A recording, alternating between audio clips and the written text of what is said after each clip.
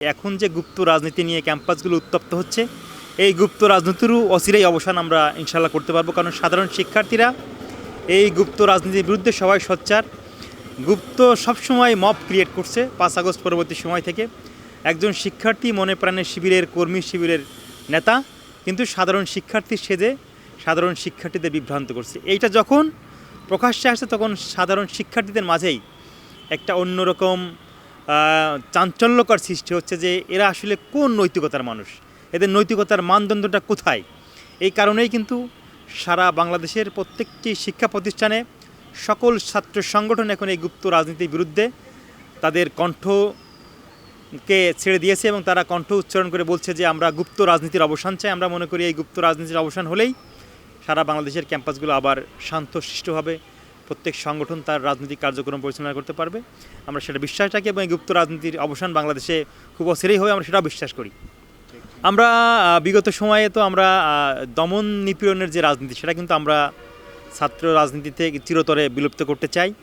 আমরা চাই না কোনো জায়গায় মব ক্রিয়েট হোক, আমরা চাই না কোনো জায়গায় বিশৃঙ্খলা সৃষ্টি হোক, আমরা চাই না কোনো জায়গায় হামলা হোক, মামলা হোক, হানাহানি হোক। আমরা এই সব কিছু ভুলে আমরা সুন্দরভাবে বাংলাদেশের প্রত্যেকটি ক্যাম্পাস এবং সেটা জেলা পর্যায়ে হোক আর মহানগর পর্যায়ে হোক আর বা থানা পর্যায়ে হোক, আমরা প্রত্যেকটি ক্যাম্পাসের সুষ্ঠু শিক্ষার পরিবেশ চাই।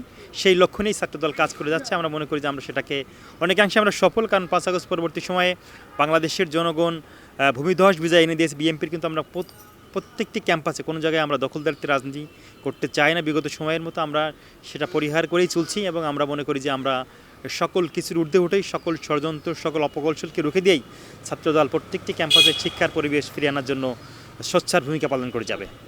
আমরা অভূতপূর্ব সাড়া পাচ্ছি। আপনারা দেখেছেন যে ওই দিনের ঘটনাই বলবো আর কি, যে 2 জন মব সৃষ্টি করার জন্য শাহবাগ থানায় গিয়েছে এবং তারা ফেসবুকে স্ট্যাটাস দিয়েছে আপনারা সবাই শাহবাগ থানাতে আসুন। তাদের ডাকে কিন্তু কেউ যায়নি, 4-5 জন গিয়েছে এবং সাধারণ শিক্ষার্থীরা দেখবেন যে এইটা মব যে তারা সৃষ্টি করতেছিল রুখে দিয়েছে এবং অনেকেই হামলা করছে তাদের উপর, যে আমরা এদের সেন্ট্রালের প্রেসিডেন্ট সেক্রেটারি, বিশ্ববিদ্যালয়ের প্রেসিডেন্ট সেক্রেটারি, তারা কিন্তু এটাকে প্রতিহত করেছে এবং আমরা মনে করি তারা অযৌক্তিকভাবে অন্যায়ভাবে যে ডাক দিবে সেই ডাকে সাধারণ শিক্ষার্থীরা সাড়া দিবেন এবং ছাত্রদল যে যৌক্তিক আন্দোলনের আহ্বান করছে সেই ডাকেই সাধারণ শিক্ষার্থীরা এখন সাড়া দিবে, আমরা সেটা প্রত্যাশা করি।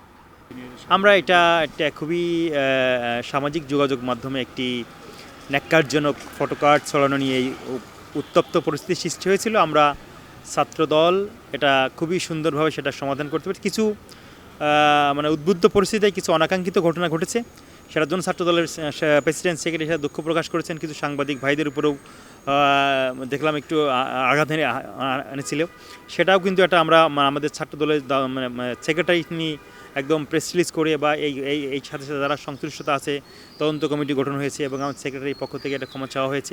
আমরা মনে করি এটা এই অনাকাঙ্ক্ষিত ঘটনার জন্য আমরা সবাই দুঃখ প্রকাশ করেছি, কিন্তু যাদের কারণে এই ঘটনাটি সৃষ্টি হলো তাদেরকেও আমরা উদাত্ত আহ্বান জানাবো এই সামাজিক যোগাযোগ মাধ্যমে ফটোকার্ড ছড়িয়ে ভুয়ো আইডি দিয়ে বিভ্রান্তিমূলক পোস্ট দিয়ে বাংলাদেশকে অস্থিতিশীল করার যে পায়তারা তারা করছে সেটা তারা সফলকাম হবে না।